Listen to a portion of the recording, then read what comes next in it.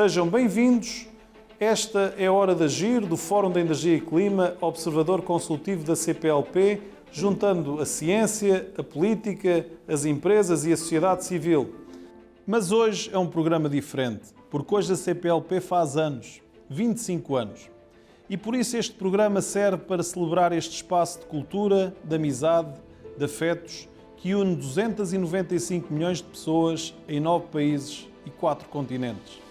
A 17 de julho de 1996 foram 7 os países que deram este passo inicial numa busca genuína de fortalecimento, progresso, solidariedade para uma maior afirmação no mundo dos países de língua portuguesa.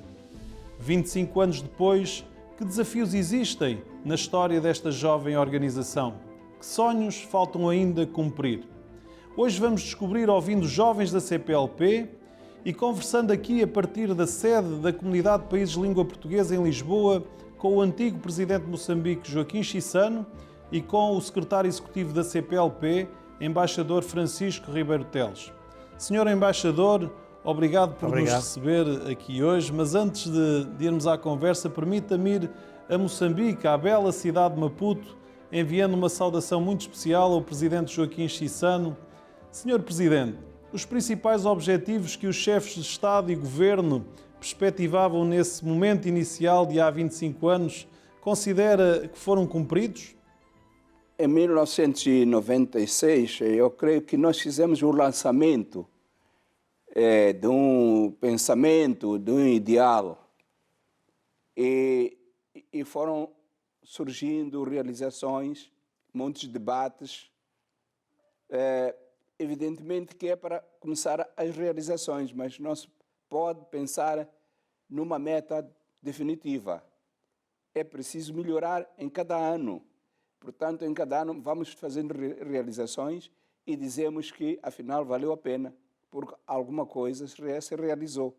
No princípio, não sabíamos como podiam operar esses estados tão dispersos pelo mundo fora e também não havia a definição muito clara desses objetivos.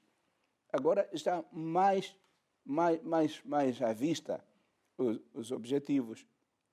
Por isso eu digo que houve progresso, houve muita coisa feita, mas o dia em que dissermos que já fizemos tudo, então para tudo e já não vale a pena ter uma organização.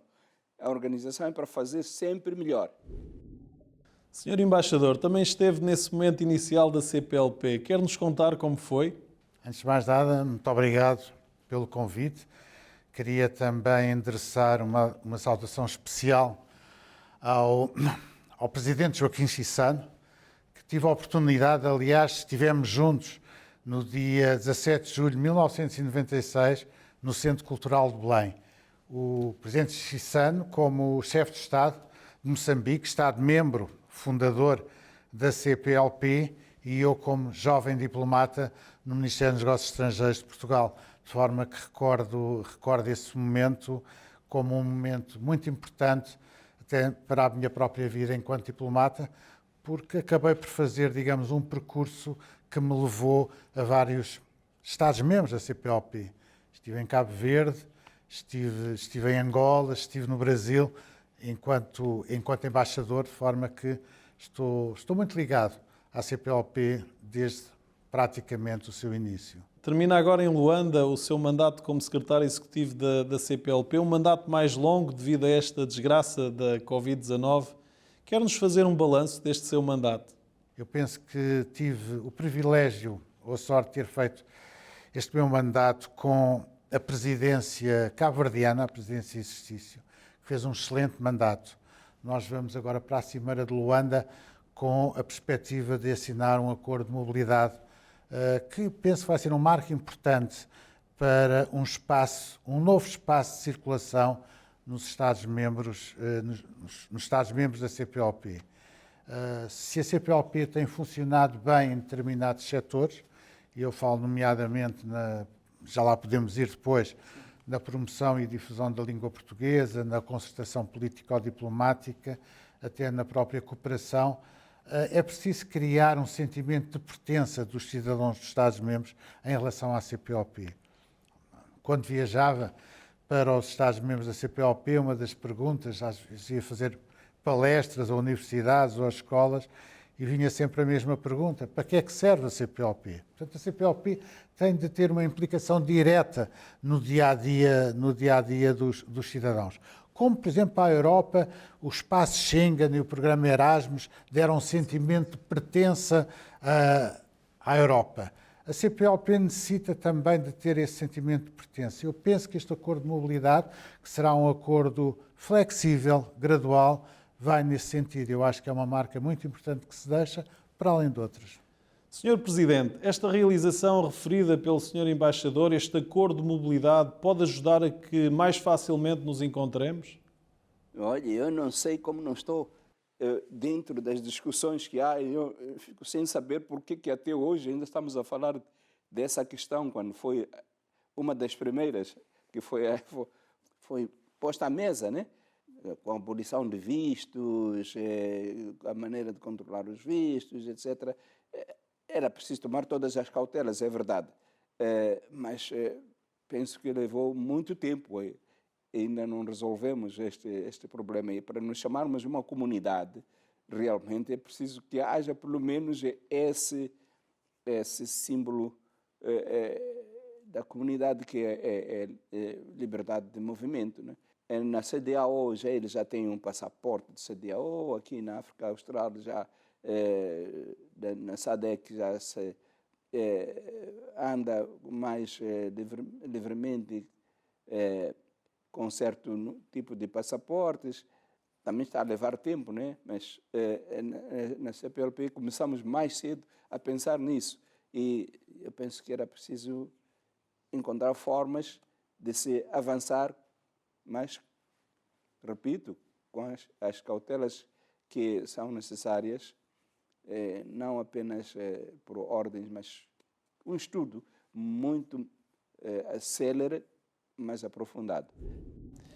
Sr. Embaixador, como é que os cidadãos vão percepcionar esta mobilidade entre os nossos países? Repare, não é fácil, porque primeiro que as decisões da CPLP são todas tomadas por consenso. Depois é uma organização única, como eu costumo dizer, uma organização única e insubstituível, porque nenhum Estado-membro faz fronteira com outro Estado-membro. Portanto, há uma descontinuidade geográfica enorme. Portanto, estamos presentes nos 4 continentes, com níveis de desenvolvimento económico bastante diferenciados, com ordenamentos jurídicos também bastante distanciados uns dos outros, de forma que é preciso encontrar aqui denominadores comuns entre os Estados-membros da CPLP. E isso representa negociações, representam muitas reuniões, representam, no fim de contas, ter a possibilidade de as instituições desses países, que não é apenas o Ministério dos Negócios Estrangeiros, mas essa questão da mobilidade passa pelo Ministério da Justiça, pelo Ministério da Administração Interna. Portanto, são negociações complexas, de forma que, às vezes, nós não podemos ir à velocidade que queremos, mas é a velocidade possível. E hoje aquilo que temos sobre a mesa, de facto, é um passo importante. E o que é que vai mudar realmente após este acordo da mobilidade? Que facilidades é que vão passar a existir? O acordo ainda não está, digamos, assinado, mas a ideia, de facto, é facilitar a circulação e começar por determinadas categorias de pessoas, nomeadamente aquelas que, no fim de contas, necessitam de maior circulação no espaço CPLP. É um acordo que terá uma aplicação gradual, que terá uma aplicação flexível e que é necessário, e é também o próximo grande desafio para a CPLP, é de facto implementar devidamente esse acordo. Sr. Embaixador, a presidência angolana, sobre este lema construir um futuro comum e sustentável, tem sido de uma grande ambição no reforço da cooperação económica, também no reforço do desenvolvimento mais sustentável, portanto a preocupação de em África também a presidência angolana e neste espaço da CPLP ser uma referência em termos de ação climática. Como é que encara estes desafios, principalmente este aprofundar da cooperação económica, que é uma ambição que em vários fóruns tem sido referida? Acho que é uma necessidade para a própria CPLP. A CPLP foi constituída há 25 anos, é uma organização, se pensarmos no tempo, é uma organização ainda jovem, são 25 anos, e que foi fundada, digamos assim, através de uma matriz identitária que une todos os países da CPLP, que é a língua portuguesa. Portanto, essa é a nossa matriz identitária, é o nosso primeiro pilar.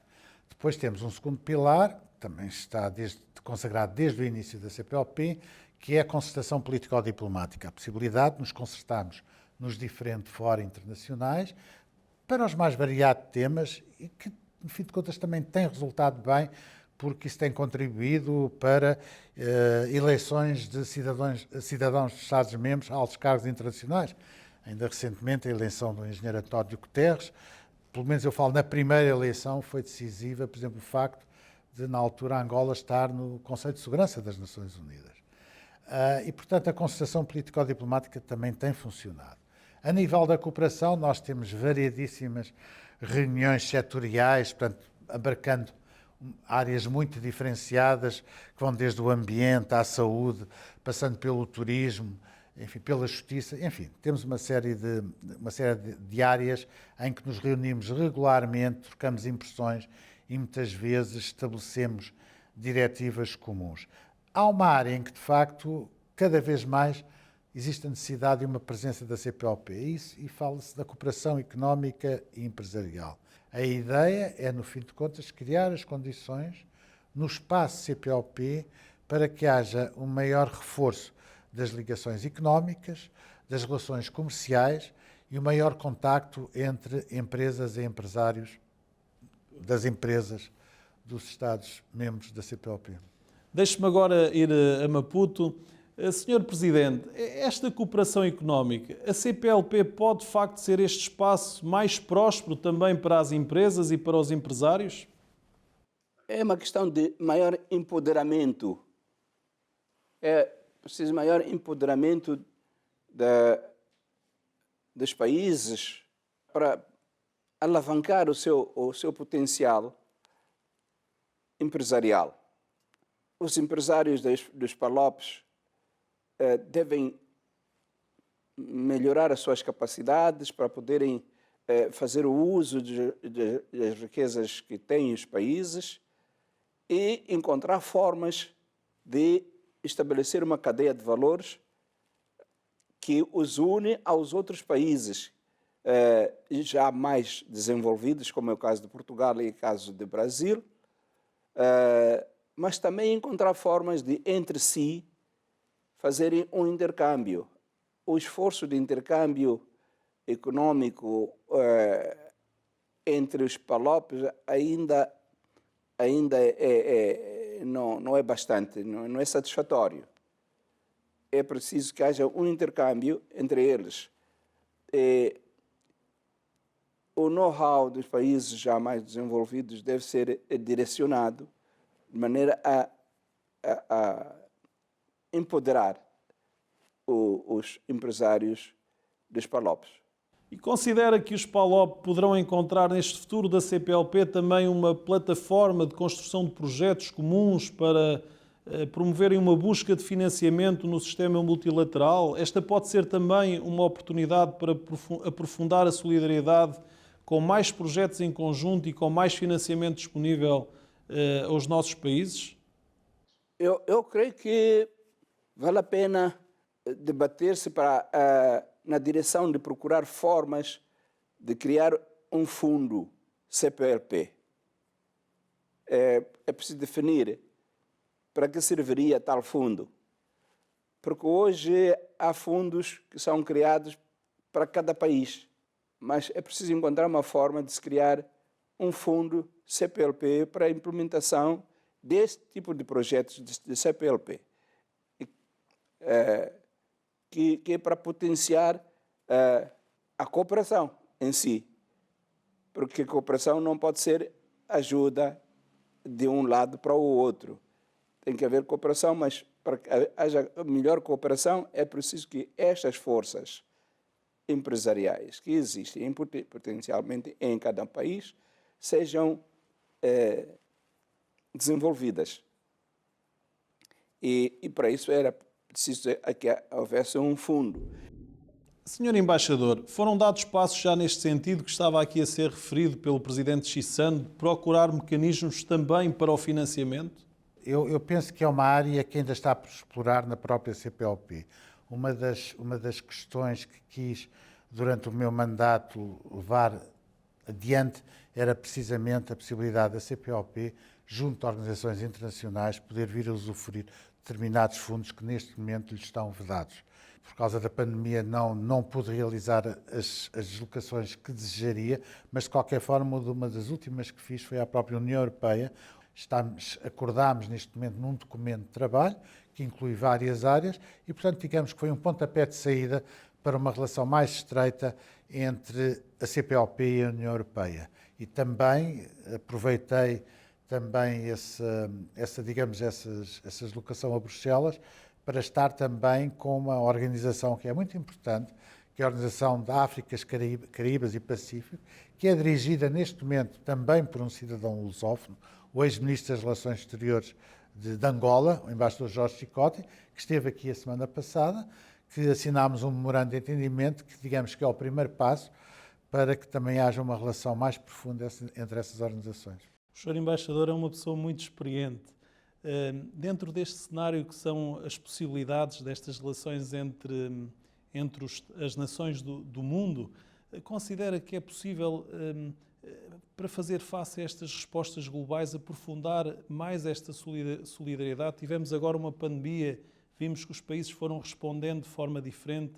Considera que esse aprofundado de solidariedade num quadro das Nações Unidas, da União Europeia, de organizações como a CPLP, é possível trabalharmos? É essencial, é incontornável. Há países que podem ter reservas em relação ao aprofundamento das relações no mundo multilateral, mas é incontornável. E a pandemia veio provar isso mesmo, veio provar que não estamos sozinhos. E daí a necessidade, no fim de contas, da CPLP se poder projetar à escala global. Já existe essa projeção a nível dos Estados-membros. Agora é preciso projetá-la em termos de uma maior aproximação a organizações que podem vir a ser úteis para as atividades da CPLP. O engenheiro António Guterres diz uma frase que há um problema no sistema multilateral que não tem dentes, portanto, e mesmo o Conselho de Segurança das Nações Unidas, que tem alguns dentes, mesmo assim há conflitos que permanecem no mundo. A própria CPLP e o Secretariado Executivo têm um mandato que é conferido pelos Estados-membros. Considera, com esta pandemia, que há maior sensibilidade para esse mandato ser mais reforçado, ter mais, digamos, tarefas no sentido de fazer esta união entre os vários países de forma que estes projetos sejam mais transversais às diversas realidades económicas e sociais que temos nestes territórios? Sim, eu também considero isso uma inevitabilidade. Quer dizer, é indispensável que assim seja. Eu acho que a questão da pandemia, eu lembro-me na altura quando foi a eclosão da pandemia, que nos apanhou todos de surpresa e que tínhamos uma série de reuniões programadas, incluindo reuniões presenciais, para preparar, digamos, a componente económica e empresarial da CPLP, com reuniões de agências de investimento, com uma reunião tripartida de Ministro da Economia, do Comércio e das Finanças da CPLP. Era a primeira vez que isso ia acontecer.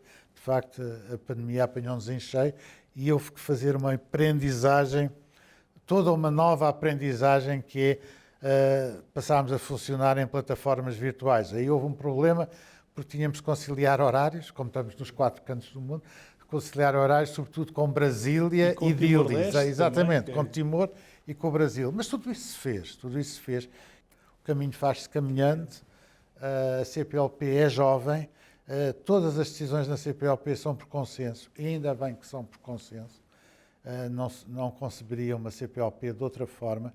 É uma organização horizontal, portanto, não existe países mais importantes que outros, de forma que isso faz com que a CPLP eu acho que tenha um futuro, quer a nível dos próprios Estados-membros, que percebam cada vez mais a importância da CPLP. A CPLP vai valer no futuro aquilo que os seus Estados-membros queiram que ela valha. Isso é muito importante. Mas eu estou convicto, sim, que há um futuro. Presidente Joaquim Chissano, o que mais pode contribuir para que este mundo seja uma verdadeira casa comum, com respeito pelo mundo natural, mas sobretudo com mais paz entre os homens? É uma questão de educação. Começa de casa. Porque é o indivíduo que deve ter a paz no seu interior. E no relacionamento com as outras pessoas, ter a paz como a base. E isso é uma questão de educação que deve levar toda a sociedade a falar disso. Eu costumo dizer que é preciso que a pessoa se sinta nua quando não tem a paz. Então precisa de se vestir sempre da paz. E o vestir-se é um ato que nós aprendemos desde criança. Temos que nos preparar para nos defendermos. Mas que ensinamos as pessoas a lutar. É um dilema. Porque às vezes a gente pensa que a pessoa tem que se preparar para se defender e assim vamos escalando e produzindo armamento, formando exércitos. E isto não promove a paz. Não promove a paz. Agora, como dosear isto? De maneiras que comecemos a dizer que já não precisamos de essas armas. E a pessoa não tem a mentalidade de armamento, mas tem a mentalidade de paz, de solidariedade. E é isto que é preciso ser a discussão do dia a dia de todas as sociedades. E da CPLP. E da CPLP também. Temos que dizer que, olha, nós temos que ser uma comunidade de paz. E a juventude da CPLP? Vamos agora ouvir a mensagem dos jovens. O futuro da CPLP vai passar por um maior investimento no desenvolvimento da investigação científica em português, no uso e na promoção das energias renováveis e numa economia sustentável.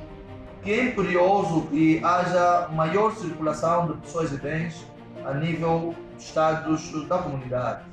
É uma comunidade que deve trazer à mesa e deve debater e materializar esta questão de forma a facilitar o acesso a este mercado de mais de 290 milhões de pessoas. É um mercado com muito futuro. Eu penso que uma das propostas interessantes que a CPLP poderia levar a cabo é a desoneração de livros impressos para circularem com um valor mais reduzido entre os países membros. Deve agir fortemente na defesa do clima, acelerar a descarbonização da economia e promover mais forte a defesa da floresta e da água. Deve aumentar as suas ações concretas de mitigação das populações aos efeitos adversos do clima. Espero que no futuro a CPLP possa ser mais inclusiva nas questões da integração das pessoas, bens e serviços, como a aprovação de leis comuns na área de comércio, defesa e segurança, ambiente. Também penso que a CPLP deveria investir mais na formação dos recursos humanos, nas áreas de ciências e tecnologia, informação e comunicação e investigação científica.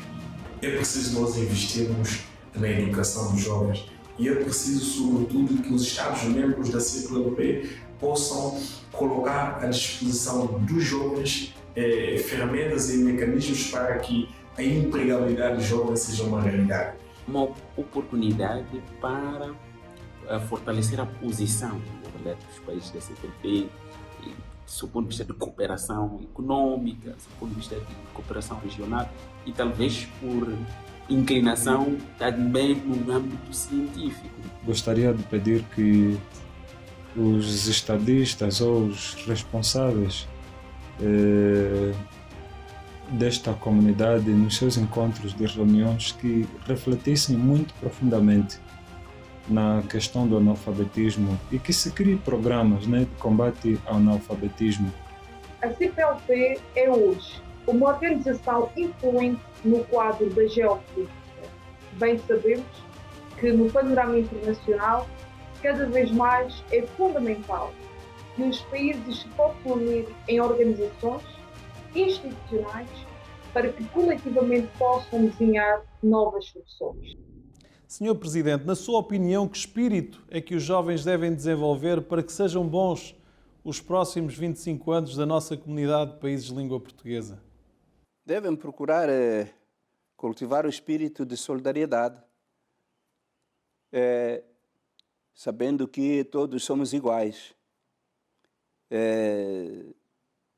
mas que alguns têm o privilégio de terem ou de se desenvolverem mais depressa, seja no mesmo país, existe isso, em países diferentes, tem circunstâncias que rodeiam, que fazem com que eles progridam mais depressa.